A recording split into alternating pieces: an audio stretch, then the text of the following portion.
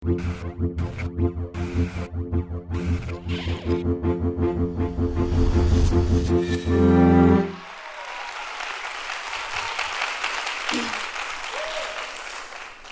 soy psiquiatra y probablemente mi profesión sea de las más imperfectas que existen. La psiquiatría, si lo pensamos, nace como un instrumento de poder, supuestamente científico, que intenta delimitar ese lugar que existe entre lo normal y lo anormal. Y los psiquiatras no somos más que esos profesionales que decimos saber dónde está ese sitio. Pero pensemos un poco sobre esto. ¿Qué consecuencias tiene trazar esa línea? Pues hace no más de 4 décadas la delimitación de lo normal y lo anormal suponía la institucionalización de los llamados enfermos. Era esa terrible época de los manicomios. Ahora, unos años después, eso está superado en buena parte del mundo, pero esa separación entre lo normal y lo anormal sigue existiendo. Es mucho más sutil, es, si me lo permiten, conceptual, es una separación lingüística, si cabe. Esa separación se hace mediante el diagnóstico. Es decir, las personas que no son normales tienen un diagnóstico psiquiátrico y los psiquiatras somos los responsables del mismo. Con el diagnóstico se consigue algo muy similar a lo que se conseguía con la institución años atrás, que es, por un lado, que el loco se identifique a sí mismo como enfermo y, por otro lado, que la sociedad tenga un argumento, una excusa para poder separarle de ella. Pues bien, hace 4 años, un grupo de jóvenes profesionales de la salud mental que nos estábamos formando, nos habíamos formado en el antiguo Centro Asistencial Dr. Villacián, pensamos que todos los profesionales que se incorporan a esta embarcada de la salud mental debíamos pensar un poco sobre esto, en general toda la sociedad, pero sobre todo los profesionales jóvenes.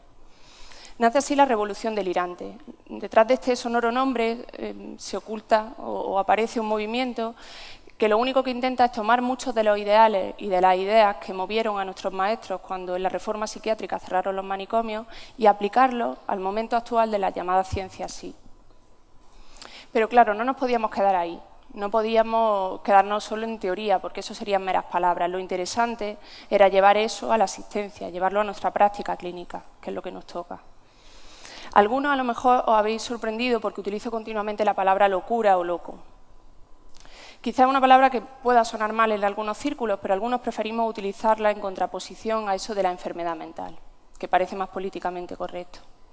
Cuando hablamos de enfermedad mental estamos hablando de enfermedad. Estamos posicionando a la persona en un lugar pasivo sobre lo que le pasa, con el que parece que no tiene nada que hacer. Sin embargo, cuando hablamos de locura, llamamos a esa parte de diferencia, a esa parte imperfecta posiblemente, esa parte de genialidad, en la que la persona puede crear un modo distinto de estar en el mundo, o no crearlo. Y es que la locura se puede definir de muchas formas. Una de ellas es decir que la locura es un modo de estar en el mundo. Es un modo que puede ser imperfecto, que puede ser muy angustiante, que puede implicar muchísimo sufrimiento, si eso nosotros en nuestro trabajo lo vemos a diario. Sin embargo, a veces es el único modo que tiene esa persona para estar consigo mismo y para estar con los demás.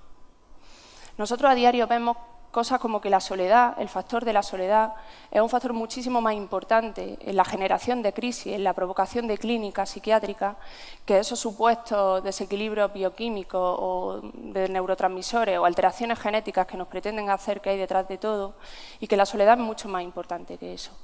Y eso nos lo dicen los propios pacientes, en afirmaciones como que a veces es mucho mejor sentirse perseguido, sentirse vigilado, estar paranoico, se podría decir, que estar solo.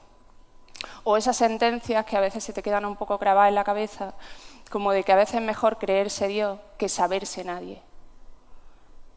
Pues si esto es así, los profesionales, en lugar de facilitar esa parte de la sociedad que realiza el diagnóstico, lo que debemos hacer para ser de alguna utilidad al paciente es encontrar ese punto en el que esa persona puede generar un nuevo modo de estar en el mundo que no implique estar enloquecido, pero que sea suyo.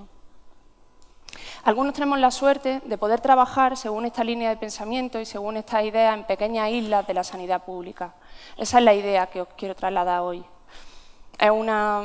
Estamos trabajando en un centro, en un proyecto piloto, llevamos 1 año y 9 meses en el Hospital Universitario Enrique Ortega de Valladolid, se llama Centro de Intervención Comunitaria, Y es un lugar en el que trabajamos con personas que la psiquiatría ha dicho que tienen un trastorno mental grave, que eso no quiere decir que son personas con trastornos psicóticos o personas con trastornos de personalidad grave. Pero siempre intentamos trabajar haciendo un poco lo que he dicho, es decir, dibujando ese diagnóstico y viendo detrás a esa persona única que puede construir algo nuevo. Y eso lo hacemos a veces variando simplemente la forma de relacionarnos. Por ejemplo, cambiando la pregunta con la que nos acercamos a esa persona. La medicina utiliza preguntas como cuáles son sus síntomas, desde cuándo los tiene, qué intensidad tienen y a qué cree que se deben. Si la psiquiatría utilizara esas mismas preguntas, y de hecho las utiliza muchas veces, estaríamos confundiendo los términos, en mi opinión. La medicina se ocupa del cuerpo, mientras que la psiquiatría se ocupa de algo muchísimo más amplio, que a lo mejor resulta un poquito demasiado filosófico, pero yo creo que el campo de la psiquiatría es el campo del alma. Entonces, las preguntas que debemos hacernos los profesionales con una persona es qué necesita y, en todo caso, de qué sufre, porque ahí estamos yendo a la parte individual de esa persona.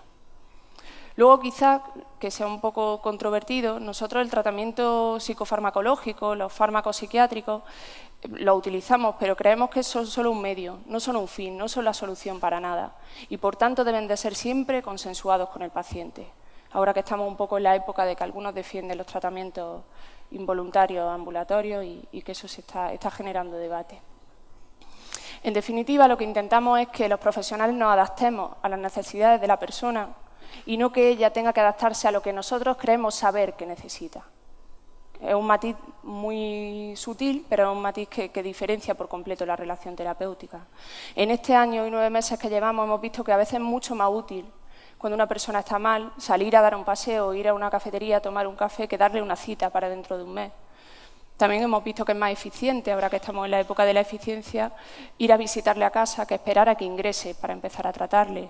O que a veces, cuando una persona está mal, facilitarle un espacio, como un programa de radio, por ejemplo, o ayudarle a hacer la mudanza, es mucho mejor que subirle la medicación.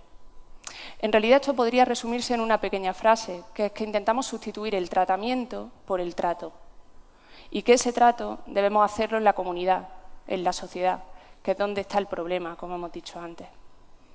Este es un trabajo muy difícil, es un trabajo duro, sobre todo es un trabajo que resulta difícil hacer entender al sector más ortodoxo de la psiquiatría, del resto de la medicina y de la propia sociedad.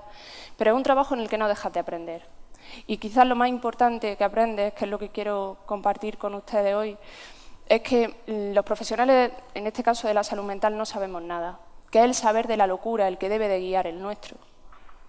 Esa inversión de la dicotomía poder y saber que fundó la práctica psiquiátrica a principios del siglo XIX es la que debemos realizar para ser de alguna utilidad al paciente, porque no debemos de olvidar que nosotros trabajamos para él.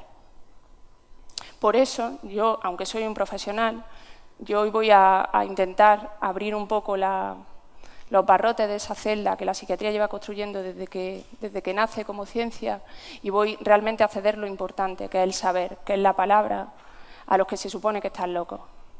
Entonces voy a invertirlo, cederé ese tiempo y dejaré que la locura sea locura y esté fuera de la jaula. Gracias.